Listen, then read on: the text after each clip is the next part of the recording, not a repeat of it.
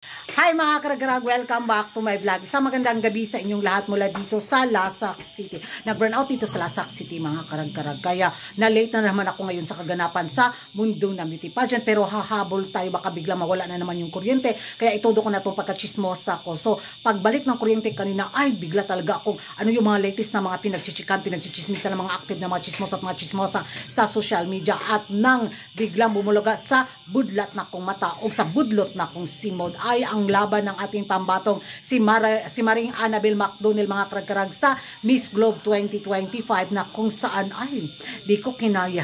Na-stress na naman yung hemoglobin ng cell brain membrane ko mga karag-karag sa kanyang latest na sagot na kung saan eto panoorin nyo na kung hindi nyo pa napanood. Alam kong busy din kayo sa kaganapan ninyo sa inyong buhay dyan, kaya eto, watch this. Your question is going to be, if you could teach others one thing about disagreeing respectfully, what would it be? Respectfully, I would definitely teach them that arguments need not be or need not mean that you're on the opposite side of the spectrum, but rather arguments, whether they agree or disagree, just simply mean that we have different means of attaining the same solution. We're not enemies, we're not at odds with each other, but we're all working together towards a better society. And difference of opinions is just a reflection of a difference in a solution.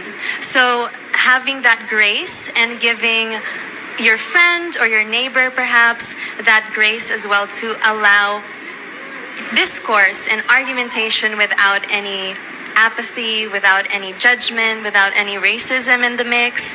We can all respectfully agree to disagree. Thank you.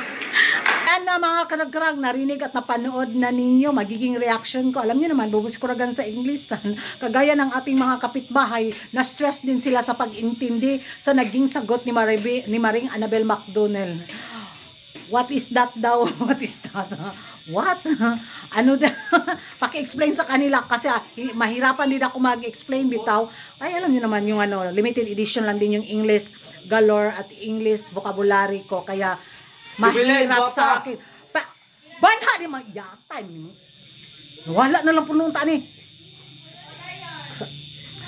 So, yun nga sa naging sagot ni Maring Annabel sa head-to-head challenge na to na Miss Globe 2025 na kung saan grabe no, kahit bubo ako sa English naiintindihan ko naman yung sagot niya konti, pero hala ka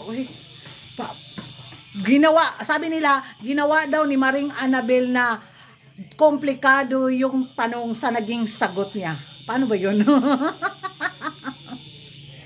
Pastila basta mga bugo bitaw na kumakahanas at makabanat din na hindi alam yung naging sagot ni Maring Annabel. Mag-aral din muna sila ng Englishan galore para maintindihan nila, or kaya mag-no comment na lang sila kaysa humanas pa sila na you make too much complicated daw ang naging sagot sa simpleng tanong. Ambot lang. Ako, pas ako dyan, comment ako. Kasi ibigay ko sa inyo yung comment section sa mga matatalino dyan, sa mga Englishan galore. Si Kuragan, rest in peace ang cell membrane. Yung utak ko, di kaya. And that's all for tonight mga karag-karag. Magingay tayo sa comment section kung ano yung magiging komento ninyo sa naging sagot ni Maring Annabel. Totoo ba na ginawa niyang komplikado ang simpleng tanong? Magingay tayo sa comment section at kung hindi ka pa nakapag-subscribe sa YouTube channel ko, don't forget to like and subscribe Kuragan Karag.